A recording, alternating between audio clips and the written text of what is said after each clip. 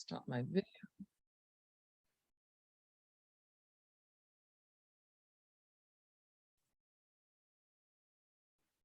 And then we'll go ahead and kick it off. So welcome to the Elements of Member Value webinar. For those of you that may not be familiar with Altai Systems, we are an association technology solution built within Microsoft Dynamics 365. Without taking too much time on that, I'll say the reason associations work with us is to meet the ongoing challenges their associations face and how technology can help them grow from that. Clients come to us because, one, they recognize that for associations to serve their mission, they need to run a successful business. And Microsoft has put billions towards running a business, so why not leverage that technology to their advantage? And two, they come to Altai Systems specifically because we've built on top of that billion-dollar platform the tools and functionality that are unique to the association space. If you're interested in hearing more about how we offer an off-the-shelf system that can be configured to meet complex business rules, we're here to chat at any time. Okay, so a little bit more housekeeping. Further from that, this is a CAE credit webinar. Even if you don't have your CAE or aren't currently planning to get it, we'll send you an email by tomorrow confirming that you attended this webinar and that you have that credit, and you'll have a full year to put it to use towards CAE should you decide to go for it. We've got several other webinars coming up. I'm not going to go through those right now, but look for emails in the future from us to sort of suggest those to you if they're applicable. Now, why are we all here? Let me introduce you to our guest today, and we'll start to kick it off from there. Moira Edwards has over 25 years experience implementing large and small scale software solutions for associations, nonprofits, government agencies, commercial entities, both with and without, or both within and outside the United States. Within Ellipsis Partners, Moira focuses on the intersections of technology and organizational strategy. So topics such as elements of value or the elements of member value are near and dear to how she approaches an association's thought leadership. She provides technology coaching, helping IT managers, directors, C-suites to manage their teams and resources effectively within the context of their own organization and the changing world around them. There are many ways that your association might be interested in knowing more about Ellipsis Partners, including their work with associations to select technology solutions that support organizational missions and strategy to bring value to members and customers. We recommend taking advantage of her time here today and ask as many questions as you can regarding our topic, the elements of member value. And additionally, we'll send you her contact information after this webinar so that you can get in touch with her should you have interest in a more in-depth conversation. And so without further ado, I'll turn it over to Moira. Well, great. Thank you, Chris. Thank you for that warm welcome. And hello to everyone and welcome to today's session. So I want to start by putting you into a conference room. We were sitting there with, we were working with an association. We were sitting there with the staff. This is obviously pre-COVID days. And we asked this group of staff, why do members join? And immediately one of the more senior people said, discounts. And in fact, I think this association had struggled a bit with really defining member benefits. And the one thing that they knew every member got was a discount, because non-members could go to conferences, could go to events and training, could access information. So they jumped to the tangible thing. But the tangible thing is a limited view of the value that people get from being a member of your association. So our goals for today are to better understand this concept of member value, to look at some of the components that can make up value as it's perceived by our members and our customers, and then consider ways that you can delve further into finding out what your members value.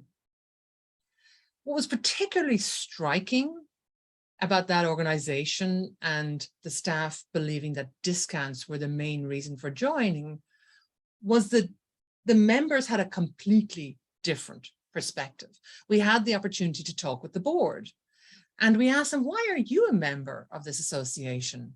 And one woman really passionately said, oh my gosh, working in this field is like learning French one day, Spanish the next, and then Latin the day after. It's crazy. And I couldn't do this without the help I get from the people I know through this association.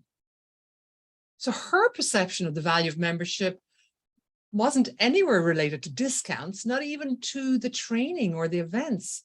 It was the people and the advice they gave her when she was overwhelmed. And this is a common sense in the association world. And I'm quoting here Tom Morrison, who expresses it well. Tom is well known in the association field as both a CEO and a speaker. And Tom says, mission is not value. Members support your mission, but they buy your value. Okay, that's interesting. The reason they invest in membership is the value they get. And then he says, value is driven by providing solutions to your members' highest pain points. Like that's another ooh, right? Value is about solving problems. And that aligns with the research. And so what we're going to do today, we're going to talk quite a lot about an article that appeared in Harvard Business Review quite some time ago. And I do encourage you right now to go ahead and Google Harvard Business Review, the elements of value. And the reason is because there's some graphics in there that are really helpful if you have them in front of you. But I'm also about to put a link, there we go. That's a link to the article in the chat. So this is a really interesting piece of research around value and how people perceive the value of a product. In this case, this is really focused on commercial organizations. And so the key points out of the article are that customers weigh the perceived value against the price, right? As Tom said, members buy your value. So they'll actually pay more for higher value. And so we, commercial companies in particular, but even we as nonprofits, focus on price sometimes. But in fact, what we can do is focus on increasing the value. Because those companies that do that, those organizations where they increase that value, they get increased loyalty and satisfaction and revenue. So the research identified 30 elements of value, which are fundamental attributes of the product, and arranged them in a pyramid. And the foundational elements are at the bottom, and the more powerful ones are at the top. But many different combinations are possible and are of different value to different people. So here's a tiny graphic. I'm going to focus on this and make it more visible on the slide in a moment. But this is why maybe if you go off and get the article, this can be useful. So I don't know how old your eyes are, but mine certainly needs things bigger. But what you can see is that in arranging it in this pyramid, they're reflecting some of the elements of Maslow's hierarchy of needs. This idea that as humans, our behavior is driven first and foremost by meeting some fundamental needs. We need food, shelter, warmth, rest, right? If we don't have those, we can't kind of address other needs. But once those are satisfied, then we might be thinking about relationships and belonging and self-esteem. And then even higher, we can kind of have needs to be altruistic and to serve. So the pyramid that they chose is a reflection of that. In this case, the levels are functional, emotional, life-changing, and social impact. Those are the levels of this pyramid of value. This research was done by Bain and Company, the big consulting firm, with the research validated by a company called Research Now. So let's look at each of these levels in turn. The base of the pyramid is the functional level. This is the core functionality. What does the product or the offering do? And this is where discounts live. And because core functionality can be to reduce costs. And so that staffer was right. That is a solid functional piece of value. And if your cranky uncle asks you, why are you a member of that association anyway? Right? You can show the value by just saying, well, I got these discounts. It's very tangible. Think about other things that we buy. Like I might go for a dishwasher, and a dishwasher absolutely reduces effort. I load it up, I put it on, and an hour later, oh, everything's clean, thank goodness, right? What's interesting about this research is that for all of the offerings, no matter what kind of core values or additional values you look at, quality is paramount. You can't compensate for shoddy work. So your fundamental offerings do have to be of high quality for your members to perceive your offerings of value. So perhaps let's post in the chat. I'd love to hear, we're looking at this functional value. Think of some examples of products you buy, you go to the shop and buy. Think of some examples of the value that they exhibit. And do a bit of thinking and post in the chat. Like one there is sensory appeal. I buy artwork. I have these pictures here because I like the look of them, right? They've got trees in them and I really like trees. So what kinds of products do you buy that exhibit some of these core functional attributes? Any thoughts in the chat? While you're thinking about that, let's think about Chris buys headphones. And Chris, when you buy headphones, what do they do for you? That's the question. What's the value you get from headphones? I mean, the value that you'd get is that it cancels noise that you don't want to hear unless you hear what you want to. Right. So there could be a sensory appeal there. There could be an avoidance of hassles, of noise interruptions. There's a few different ways that this could give you value. Denise, make quality items have sensory appeal for sure. Absolutely, Julie. Making money. Reusable grocery bags. Absolutely. That's what saves money and gives you other value. We'll think a bit about the next levels. So the next level up then is emotional value. And this is where we get into how a product makes you feel. So perhaps that dishwasher that I bought that saves me time, maybe it's a really elegant one, right? Very sleek, definitely, stainless steel, or maybe slightly black slate, right? I watch a lot of HGTV. So the design or the aesthetics are good. Or it might be that the brand is well known. I have a friend who is very proud of his Sub-Zero fridge. So for him, there's a certain badge value of having that brand name on the fridge. I buy insurance because it reduces anxiety. Now, at its functional level, it reduces risk, but on an emotional level, it lets me sleep at night.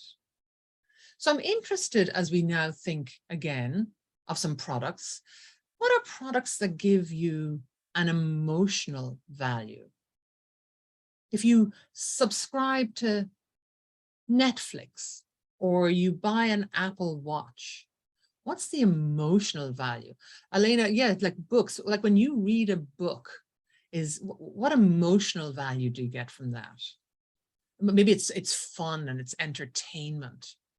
I read a certain amount of kind of psychological books. There's a certain therapeutic value to them. Yeah, absolutely. My Kindle gives me good value for money as well. Definitely reduces anxiety. Reading, I heard a great quote one time, we read to not feel alone. So definitely reduces anxiety for me too. I have a credit card that rewards me. And I am very happy whenever I use that credit card.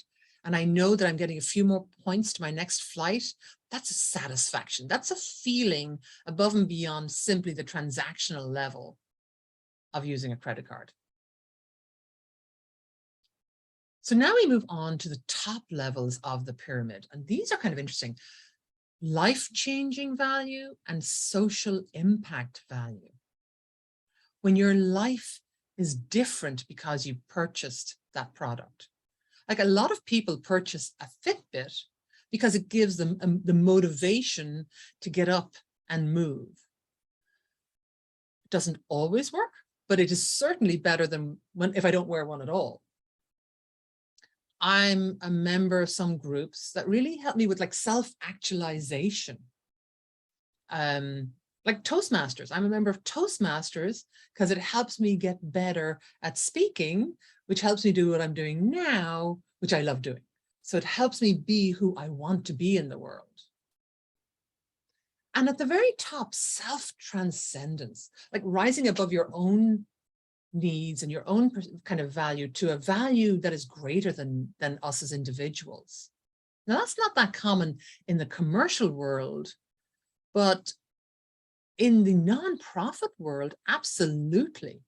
We all may be able to offer our members that ability to have a change in society and transcend themselves. So I'm interested again in now thinking in the chat about what you think about some of those life-changing values. What are like if you go to your yoga class, are you feeling affiliation? What products do you buy that give you hope? Well, the bags don't break, which is wonderful. So there's a certain, that's almost an heirloom quality. Heirloom is about, that quality is about preserving things for the future. And if you're using less plastic, there's a certain sense of contributing to the future of society. So absolutely, this discussion in the chat about plastic bags really focuses on providing hope and heirloom qualities of value.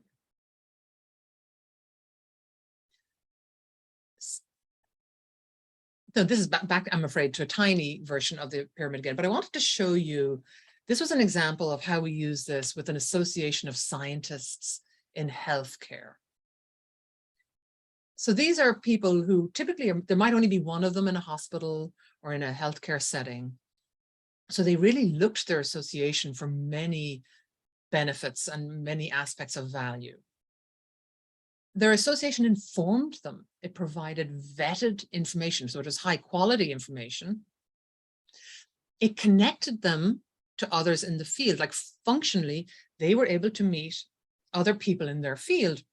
In fact, this association was really good at bringing together very disparate people to connect them for innovation. And membership in this association reduced risk because they were alone in their own organization. And so now that they had access to resources that let them do their job well. So that reduced the risk of what they were doing. At an emotional level, membership in this association provided access. They really valued how they could be at a conference, walking down the hallway, and they could meet a luminary in the field, somebody who was just so well known, and they could approach that person who would absolutely talk with them because it was such a close-knit field and because this association fostered a culture of sharing and collaboration and innovation. And that really gave them a sense of having access to the best thinkers in this field. At a life-changing level, they really felt affiliation. Remember, they were the only person in their role, perhaps in their whole organization. Nobody quite understood what they did. And one of them said to me, I can be in a room with 1,000 people and explain my job in just one sentence. I can't do that anywhere else. So that sense of being with people who really understand you and really know what you do is life-changing. And certainly there was a sense of transcendence in the value they got from being in this association. Their work meant that people were getting diagnosed better. They were saving lives and putting in place processes for the future to save more lives. So that was the impact that they were having on society. And if we think about that, associations offer amazing value at all the different levels, at the functional level and the emotional, at the life-changing and the social impact level. We're actually very fortunate to be working in a sector that can offer so much value and have so much impact. So now let's think about your association. Maybe this is time to ponder. And as you think about it, maybe if you could post in the chat, that would be wonderful, because I love when we crowdsource ideas and share. So what elements of value does your association offer? If you think about the functional and the emotional, what do you offer now that is really strong, maybe in some of these functional areas? And what could you offer in the future that could have more of an emotional impact on your members? I'm going to say, if hopefully you got a chance to get a copy of the article, and you can see this pyramid in a close-up format. If you haven't, you can take a screenshot. Just hit print screen at the top of your keyboard and maybe paste that into a Word document so you can kind of sit and see these close up and post it. And so Julie's saying, yes, community is emotional. Oh, and lifelong learning. Yeah, that's a real, like to learn, to keep learning. It's interesting, Julie. Learning is functional. Lifelong learning to me sounds almost emotional, that kind of commitment to kind of growth. That seems to me to be an emotional or life-changing, because with lifelong learning, I'm being who I want to be in the world. I'm coming to self-actualization. What are your associations offering at the life-changing? But do your members feel that affiliation? Are they motivated? Is there anything that you do that motivates them in their careers or in their work? Does your association do advocacy that changes regulations so that things are safer in the future? Right, if you're, Alison saying, we're advocacy based. And so there's a great pride in knowing that you're lobbyists, and like lobbyists, oh my gosh, we sometimes think, oh, right, it's politics. But in fact, what they're doing is they're educating legislators and regulators to make better laws, so that for many of us, things are better. Like we're working right now with an association that focuses on road safety when in road construction and traffic zones. Like their impact is absolutely to the benefit of society as whole, and those individuals who've been in accidents in traffic zones. So Alison's saying, do we need values within the other tiers? You do. And what the research shows, and I hopefully you're all like, oh my gosh, I've got to read this article. What the research shows is that you need a combination of value, that for any offering, you need some functional value. It has to deliver something functional, and it has to be of good quality. But if it also gives an emotional value to members, if it gives them something where it feels life-changing, they earn that certification, and from then on, they feel like they are, they've achieved something with their life, right? Then you get more loyalty. You get more loyalty, they are more satisfied, and the more value you give, the more you can actually charge for it. Because you're investing in providing this value, and they perceive it and they value it. So therefore, you generate revenue that way.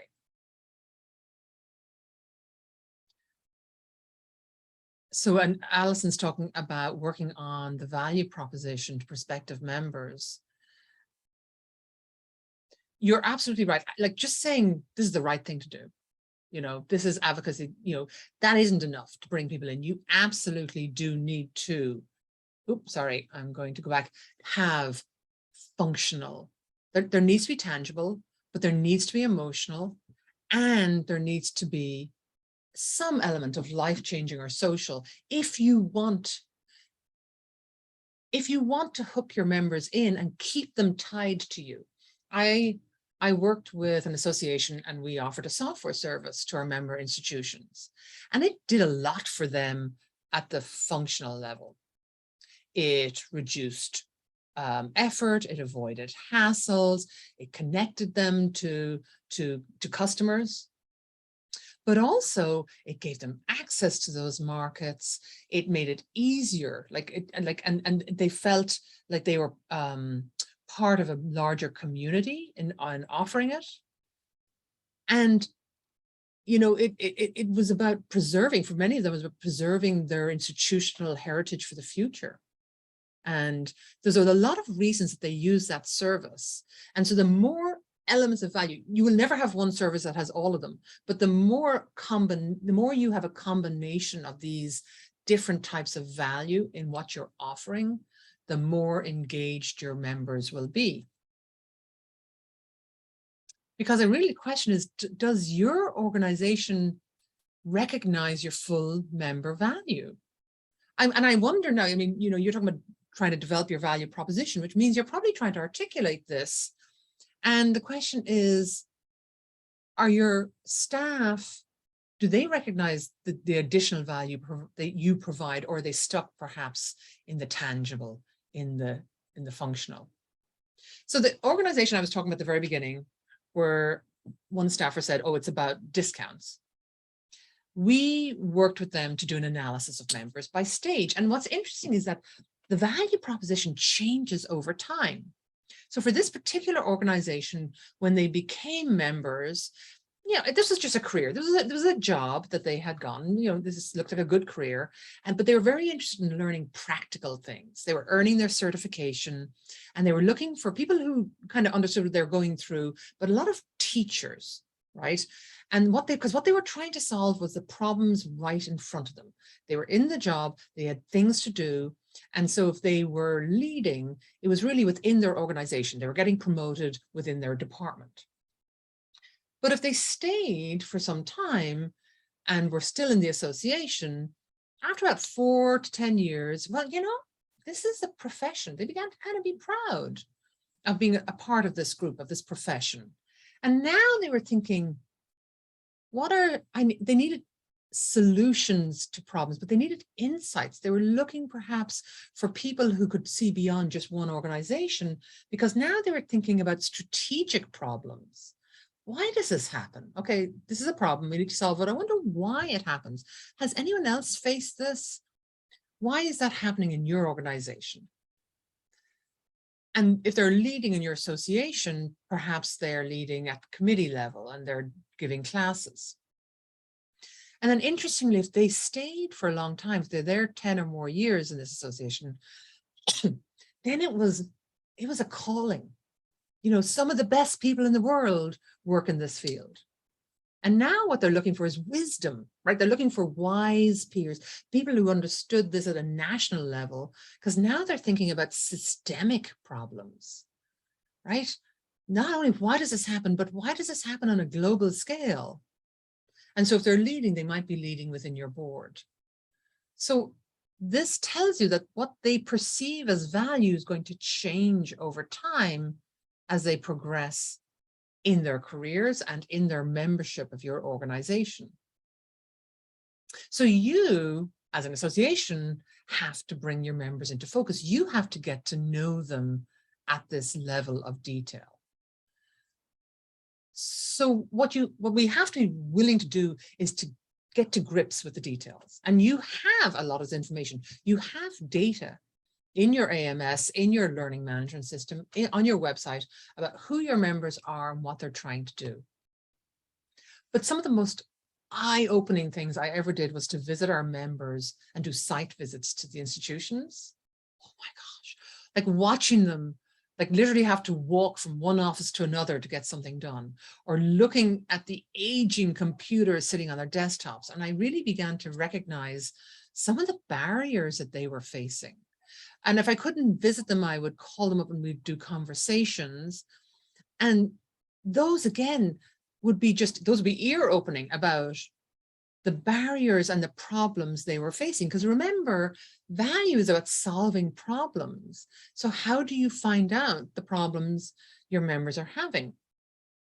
And if you start to hear about certain themes that are emerging, then you can do a survey to collect data on just how widespread is this problem.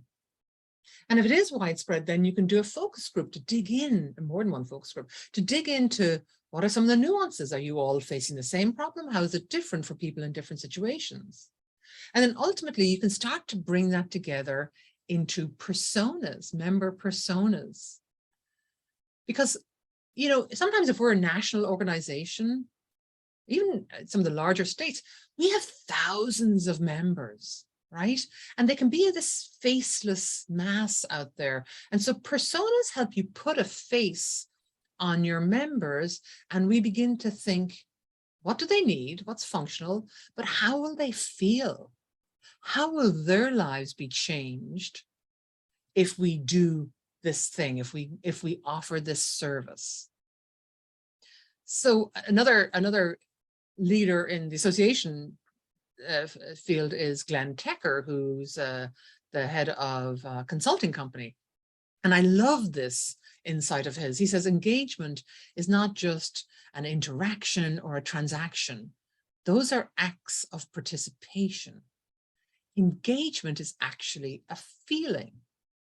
So absolutely, you know, he's coming at this concept from a different perspective, but he's talking about those higher levels of value, of emotion, and you know, life-changing aspects of value. Tom Morrison, you know, again, he says engagement solves everything in an association. Like, imagine it. If you have people showing up and talking to you and planning, then unlike any commercial organization, you have the customer on the inside telling you what they value. So you can get the right people on the bus, in a Jim Collins metaphor, right? And this can help steer you to good programs and good services that can offer value. So let's pause a second and let's think about using this for your association. Again, would love if you if you post thoughts or questions or insights in the chat as you think about, like, what value do your members get from membership? So Ken is saying, right, you know, members are getting, you know, learning and connection and belonging from membership. What problems, if you think about this, what problems does membership solve for your members? Sometimes it gives them visibility in a crowded field. Sometimes it gives them the best information. Sometimes if you are doing advocacy, you know, you're giving them an insight into what's going on behind the scenes and emerging regulation. You can solve a lot of problems for your members. Do you know what those are? Or do you need to dig deeper? What keeps them awake at night? Do you know? Because that's a wonderful entry point into understanding how you could offer them value. What stops them from being effective in their jobs or in dealing with their customers, right? Putting yourself in their place. That empathy is the start of design thinking. You put yourself into their place and begin to understand what they're facing. And then you can start to think about how you could solve those in the future, because from their perspective, they may never even associate you or your association with being able to solve this problem. But you, if you go to a conference and you talk to members, and then maybe you go to a technology conference or you go to an association conference and you suddenly go, oh, you know, there are ways that we could do this for them. You can connect the dots and solve it for them. What negative emotions could be turned into positive ones? If you have members who are scared, we're working with a group right now, and one of their board members said, our members walk around in fear that they're doing it wrong, right? Because they work alone. It's a different association, but they work alone, and they're kind of using a methodology is endorsed by the association, and they wonder, have I started to drift?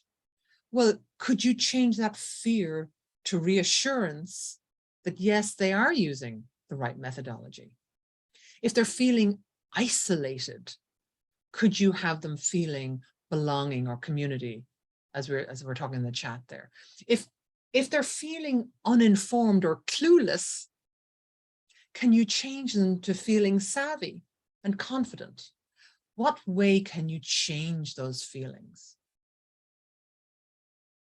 So we're coming up on time for the formal program, because what we talked about today, we talked about the different levels of member value, and we considered how limiting it is just to think about the functional, right? That tangible. So we explored different levels, such as emotional and life-changing and social impact.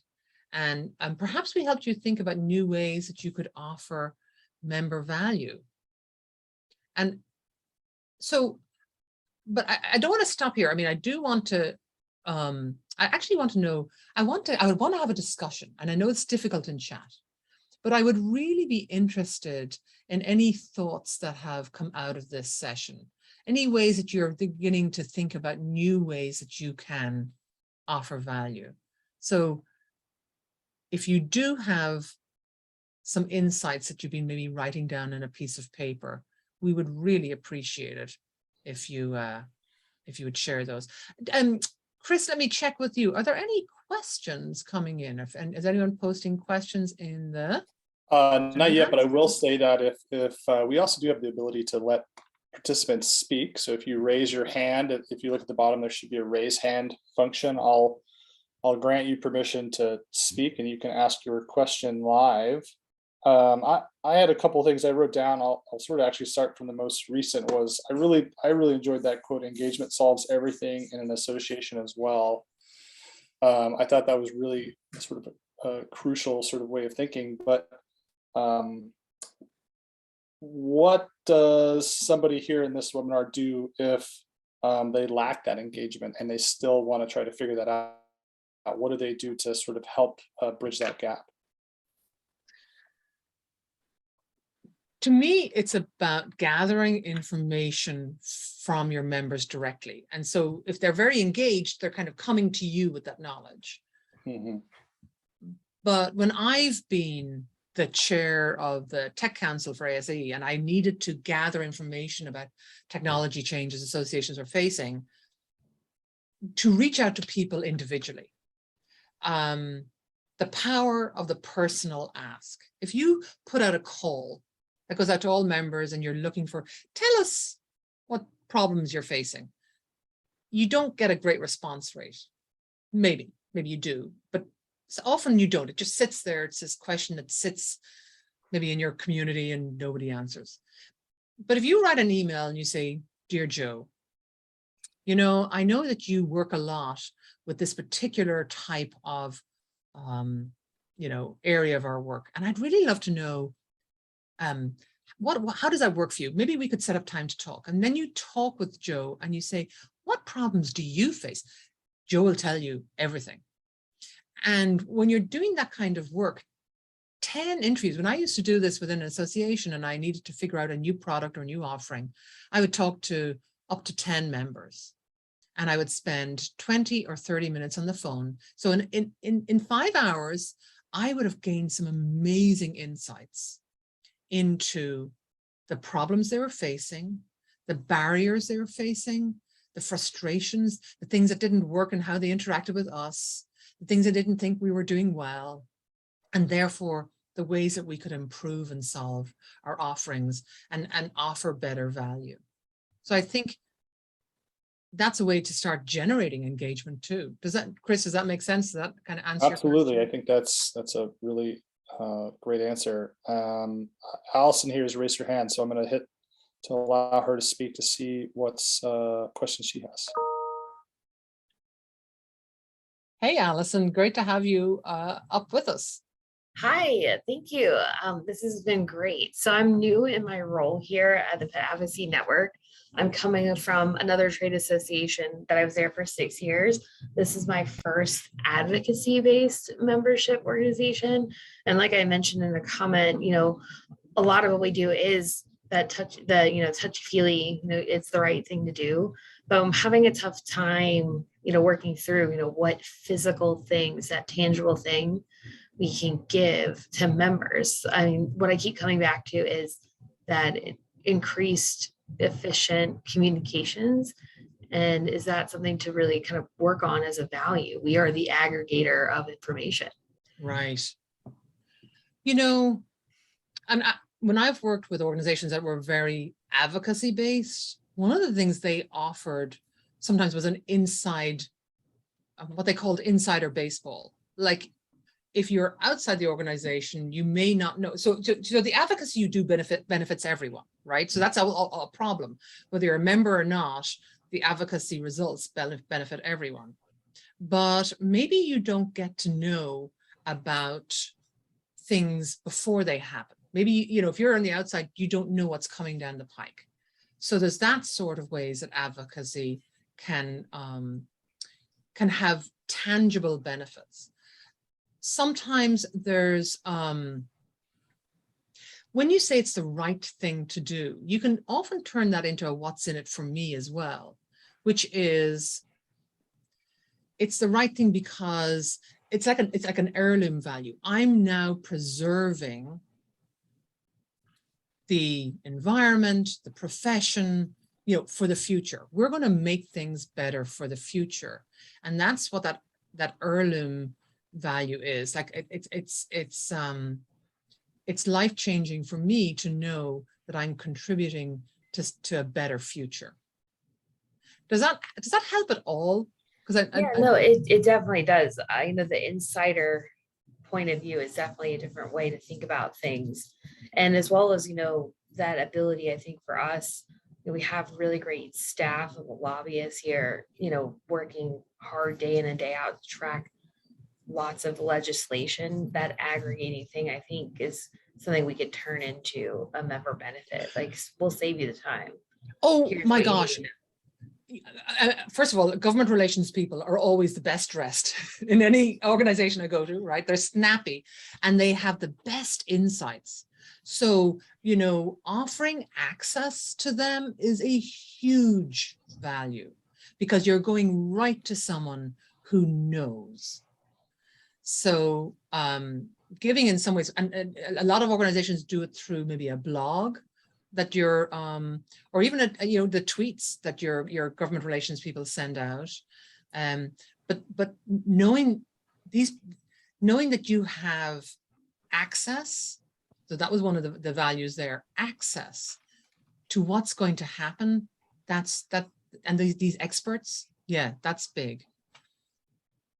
And I see wonderful, Denise is giving some thoughts in the chat as well. Saving time. Oh, absolutely. A good one. Yeah. One of the things I was also sort of writing down as you were sort of going through the hierarchy is once we understand where our values fall within that hierarchy, what's the next step from there? What do we do with that information once we have it? You play it up. I mean, if you're the association that thinks the only thing you offer is discounts, then your marketing is going to be about discounts. For that association, though, when we came up with that kind of let me go back to that 4-quadrant thing that we developed. We helped them realize that people came to their organization to learn, and in different ways, and to connect with each other. Just like that woman said, I couldn't do this without the advice of the people I know. So they really wanted to connect. We helped them realize that people came to solve problems and to lead in either in their own organization or within the community. And once they realized that those were their pillars of value, they used that on their website. They used that to bring people in. They used it to develop marketing materials. They used it to talk with members about the value of membership. And so it really became useful for them in how they articulated values. So I think, like, if you suddenly realize that what you're doing is, and let me go back a few more, to say, we talked about heirloom, like preserving things for the future. Now, and you know that that's a value, that is a value that members are willing, that they value, and that they're willing in some ways to pay for, then that's something that you can now address in your communications, in your website, in your appeals. Like for me, I'm in a nonprofit right now where I feel just such affiliation. These are people who absolutely get what I'm going through. It's Association Women Technology Champions, right? So it is people who work in associations, who are, most are female or are allies of women who are championing technology in associations. Sorry, awkward name. But oh my gosh, these are my people, right? We are facing the same issues. And so I get that sense of affiliation from being there. And that is absolutely life-changing, knowing that there's always somebody that I can call up to ask a question. So I think that that's what we now then promote out. This is what you get as a benefit of membership, but it's not a tangible benefit. It's not on your list of things, but it's definitely of value. Does that answer your question? Mm-hmm. Absolutely. And I have one more question I'll give you, and it really revolves around you and I sit in a unique position as participants in this webinar, that we are probably more involved in technology than the average listener. But I would like to raise the concept of how do we use technology to further how we think about member value? Is there a way to use technology within the social impact portion of this hierarchy, or most of what a lot of technology does is you might think of as functional, but what can we look at from an association perspective on how we use technology to really reach the top of this hierarchy? Well, I think it helps you differentiate between technology options. And so for example, that's really clear, say, if you're about to go and put in place an online community tool. Mm-hmm. And so for some organizations that we've worked with, there was this medical one where people took, they went through college, medical school, residency, fellowship, subspecialty, right? So by the time these people graduated in this specialty, they were in their mid-30s. They had about 20 years to make a mark. So what they needed in the community was visibility as an experts and access to experts. Like that, those things were much more important to them than perhaps posting a question and having it answered. Yet if I go to another association where they're struggling with trying to figure out how to do things, they love posting a question, and they have a special group community, which they call the mentoring community, but it's, like, I always think of it as the stupid question community, because you can post anything in there, right? And like sometimes when we go to an online community, we hesitate to post a question because we're going to look stupid, but this is the community for posting the stupid questions, right? So you post the question and all these people who are keen to help will pile in and provide the answer. So I think, and so it's about recognizing what your members want. Another organization we work with, their members are some of the most technologically advanced. They are using artificial intelligence day in and day out to do all sorts of amazing things.